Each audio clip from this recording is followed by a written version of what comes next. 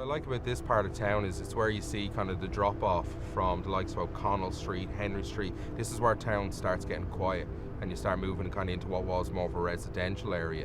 And like where we are now, Wolftown Park is probably one of the first kind of big open spaces that you get in the city. So the mood completely shifts as you come into this part of town.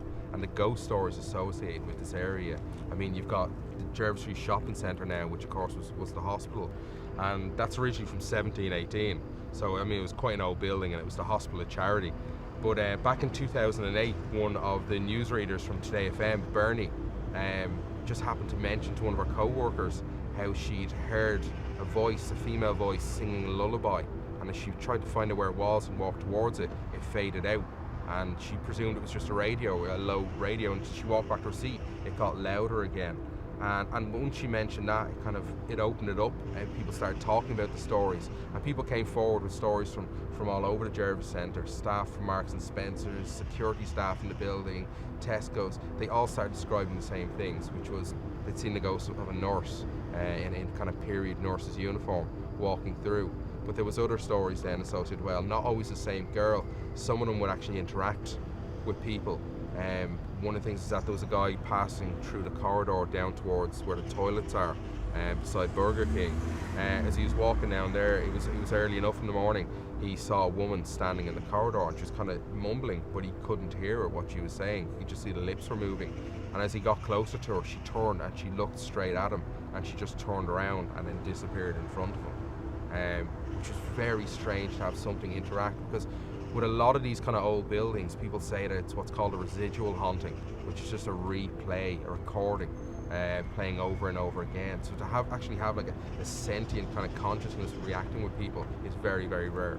But the whole area, I mean, you've got the hospital there, you have the church, which is obviously a bar and restaurant now, and then where we are here with the headstones, it's Wolftown Park now, but it was St. Mary's graveyard, and that was used up until 1855. But one of the big names to be buried in the graveyard was Lord Norbury, who of course sentenced Robert Emmet to be hung, drawn and quartered. He was a hanging judge, and he was hated. It's actually said that he, just through corruption and bribery, that he got the position he did as Chief Justice.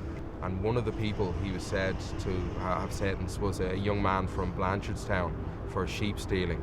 And the man, of course, was said to have been innocent, and his wife died a few months later, heartbroken. And on her deathbed, it said that she cursed Lord Norbury and said that his soul would never be at rest. Now, he was in the ground where we are now, and his ghost is associated with this area up as far as Cabra. It's said that people hear the dragging of chains, and this was his punishment. The thing about the chains is that our own blood tastes and smells of iron. This is a very old idea. People actually believe that the metal was the blood of the planet, and it was a punishment for an impure soul to put on these chains so that the spirit would never be at rest. One of the variations on the ghost story of Lord Norbury is that he was said to have been turned into a black dog. Black dogs in ghost stories, in Irish ghost stories, got referred to as shucks. They were a large black dog, and it's been heard that the dog dragging the chains up this road beside us here, and as I said, up as far as Cabra, and it's been seen by people. Large black figures being seen in here. Actually, one man I spoke to had seen a black figure in here in the 70s, as recently as the 70s. But the building behind us, where I actually work, which is obviously the Leprechaun Museum now, used to be Twilfit House. Well, it is Twilfit House, but it came from the fact that it was a corsetry factory, so it got the name Twilfit. And I've spoken to people about their stories from back in the 50s and 60s who worked in there, and then up until the last kind of 25 years, and they all share the same stories. And one of them is of a woman who blows on men's ears in the stairwell inside, described as being quite a flirtatious kind of character. There's nothing malicious about it at all, and I've spent many kind of late nights in the museum myself. Some of it has a darker side to it. There is a large black figure seen on the opposite side of this wall out in our courtyard. The figure is said to be like kind of well over 6 foot, but the lower half of the legs are actually below ground level, and you see that he just passes through the wall into what would have been the graveyard.